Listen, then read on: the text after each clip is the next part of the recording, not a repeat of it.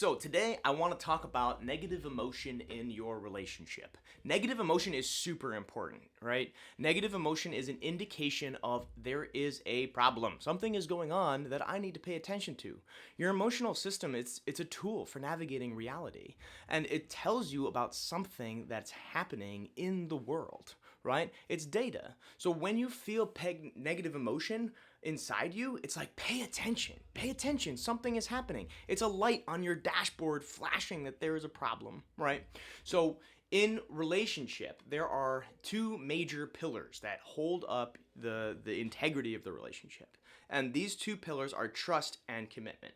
Negative emotion is a pathway forward to really reinforcing these two major pillars that hold up your intimate relationship. Commitment is all of the evidence that your partner shows you that tells you you can trust them, right? All the little things that they do day to day that really land, right? That address a need that you have.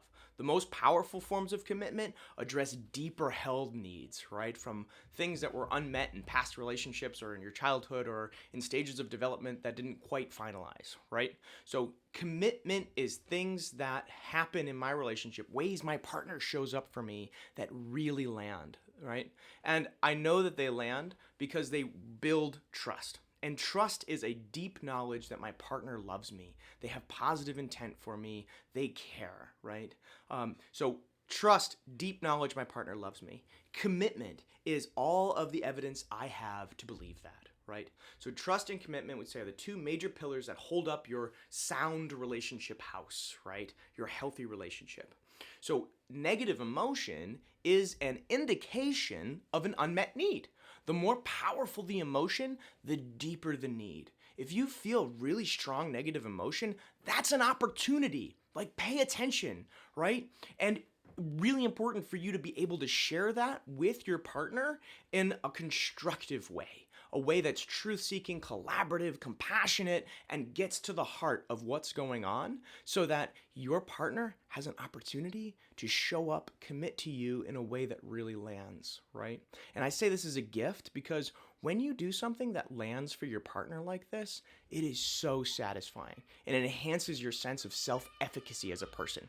And self-efficacy means that when I have an idea or I have an intention that I know that I'm gonna be able to make it into a reality, right? It's my kind of trust in myself. So my self-trust. Can I do what I say I'm gonna do? Can I fulfill the plans that I have in my head in the world, right? So when you do something that lands really well with your partner and you want to please them, you want them to be happy, and it really works, that really reinforces your sense of self-trust, right? And then that can lead to a lot of dopamine cascades where you start to do more and more in the world and are fulfilling your life dreams, right? So your intimate relationship is a great place to really enhance who you are as a self-efficacious person, right? So trust and commitment. Commitments are opportunities, right, for you to develop your own self-efficacy, and they are a powerful increase in trust on your partner's end, right?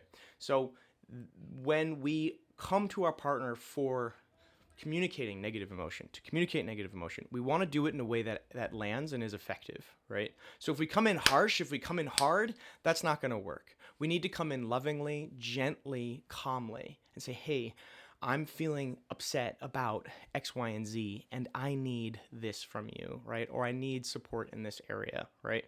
A lot of times when we come to our partner with negative emotion, we don't need a solution right away. We need to be heard and understood, right? So I would teach people in session to come forward with a negative emotion with a gentle complaint.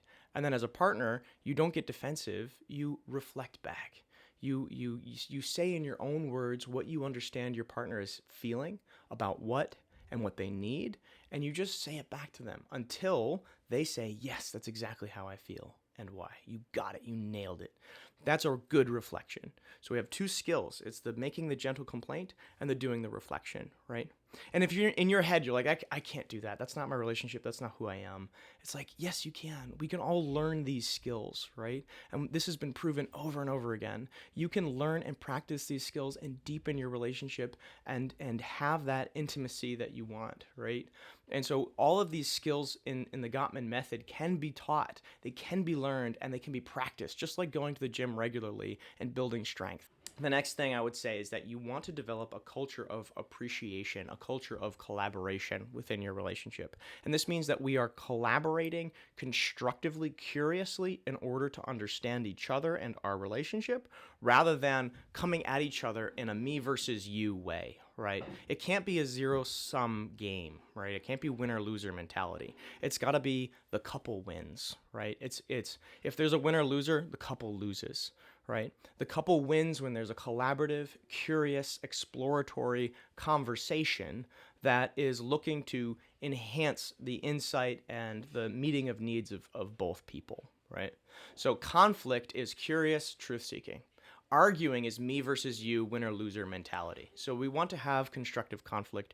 We don't want to have destructive arguing, right?